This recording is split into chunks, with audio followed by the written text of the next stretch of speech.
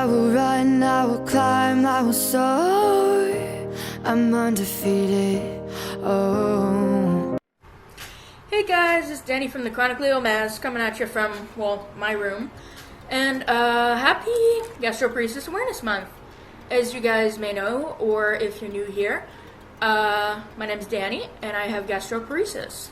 And this channel is mainly to share that, as well as my other chronic conditions. I have a sick bag here because I am feeling a little bit queasy. I got to use the queasy stick today. But yeah, Gastroparesis Awareness Month is to help raise awareness for the chronic illness called gastroparesis. Basically, it's a paralyzed stomach. So I speak French, so I like to go about it this way. Gastro as in meaning stomach, and then paresis, which sounds like paresseux, so which means lazy. So lazy stomach or slow stomach. Slow stomach, which is what I have. So I will share with you some fun facts about not gastroparesis. One fun fact, not about gastroparesis, and I will be talking about the different types of vomiting today. So if you're queasy about that stuff, just click off the video. This isn't for you. As you guys can tell, if the video shape is weird, I am actually on my laptop right now. I have my tablet right here to prove. Okay, so let's get started. Okay, so unless you're advised not to do this by your family doctor or whichever physician follows you, or any doctor, as long as you know they have the best intentions. So this is actually a really fun fact about citric acid, aka the compound found in sour candy, which makes it sour. So I'm gonna read this to you. When you eat sour candy, the intense tartness activates taste buds that stimulate saliva glands. This increase in saliva production helps neutralize stomach acid and soothes the lining of the esophagus. So, saying that, if you just threw up, I threw up earlier, but if you just threw up, vomiting, if you just threw up, if you eat sour candy or anything sour, as long as it has citric acid in it, then it will, soothe, the pain in your mouth. It'll help neutralize the acid that's in your mouth. Alright. Yep, high content of citric acid. Alright. How sour candy helps neutralize stomach acid. Sour candy helps neutralize stomach acid due to its content of citric acid, which is known to stimulate saliva production. Saliva contains bicarbonate, which neutralizes stomach acid and helps coat the esophagus and stomach. This action can alleviate the feeling of unease and contribute to a more settled stomach. Additionally, the intense sensory input from sour candy can distract the brain from the signals of nausea, further aiding in the relief of discomfort. Okay, now we can get into what I intended this video to be. Okay, here we go. What are the different types of vomiting? So, first up, we have dry heaving. Dry heaving, also called retching, is when your body goes through the motions of vomiting but nothing comes out. So, dry heaving occurs when your diaphragm and abdominal muscles contract forcefully while your airway is closed, creating the sensation of vomiting without expelling any stomach contents. It is essentially a dry run of vomiting, involving the same muscular movements as actual vomiting, including the squeezing and flexing of the upper digestive tract, but with an empty stomach and insufficient signal to complete the process. Okay, now this one's a bit scary, so if vomiting doesn't concern you, if it doesn't scare you but blood does, maybe skip this part. I'll put a time up right here that you can skip to. Okay, if you're still with me, this is called hematemesis, also known as vomiting blood. So hematemesis is a medical term for vomiting blood, indicating a serious condition that often results from bleeding in the upper gastrointestinal tract, GI tract. Hematemesis refers to the act of vomiting blood, which can appear bright red or resemble coffee grounds, depending on the source and age of the blood. This condition is a medical emergency and requires immediate attention, as it may indicate significant internal bleeding. Scary. By the way, guys, this has happened to me a couple times. Not fun. It's terrifying. You think that you're dying or like you're possessed or something. These demons, man. Next up, here we have something called, it's related to the last one. So this is called coffee ground emesis.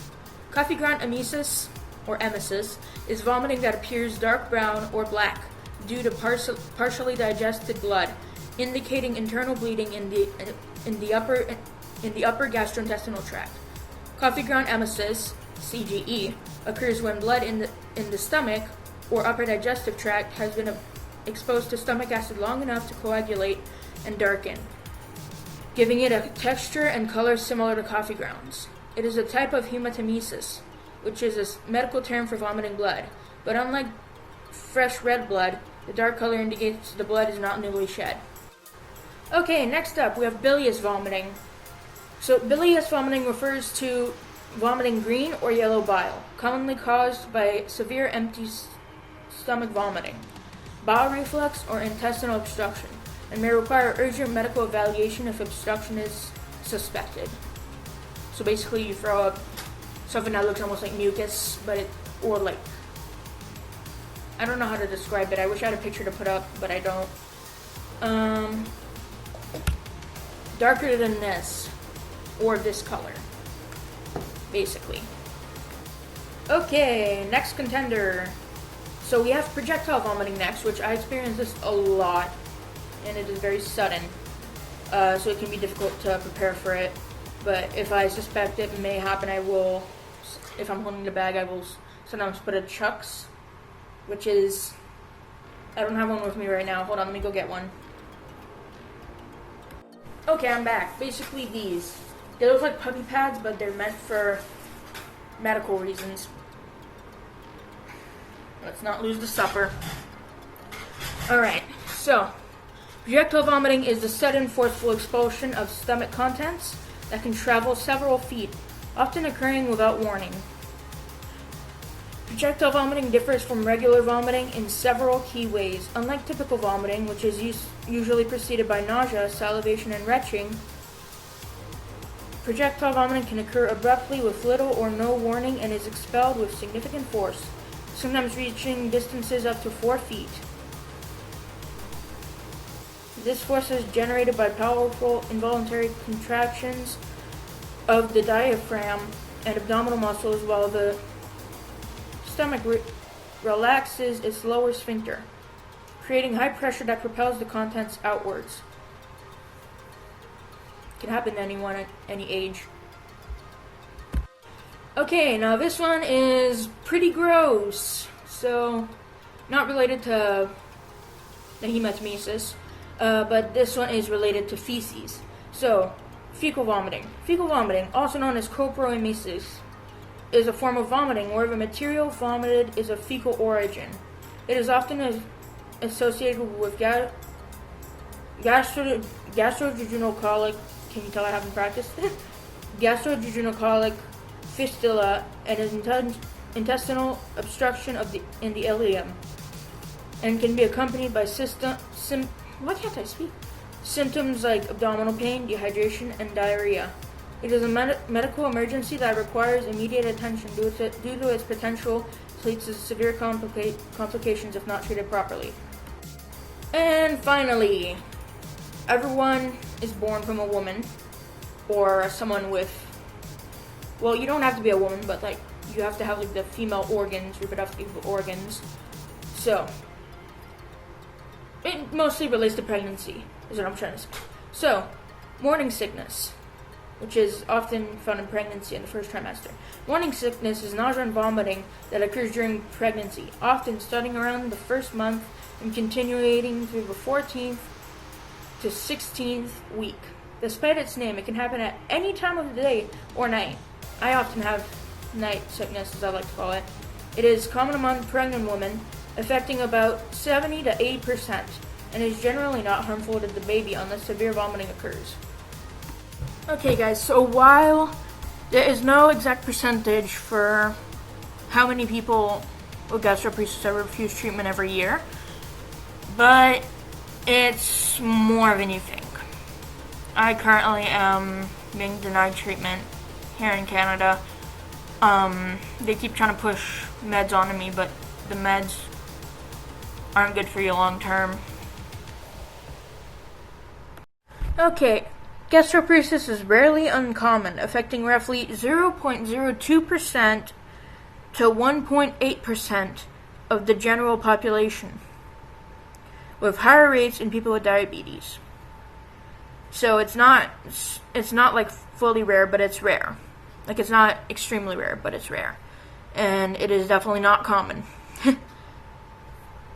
Which is sad, but because then they can't do much research.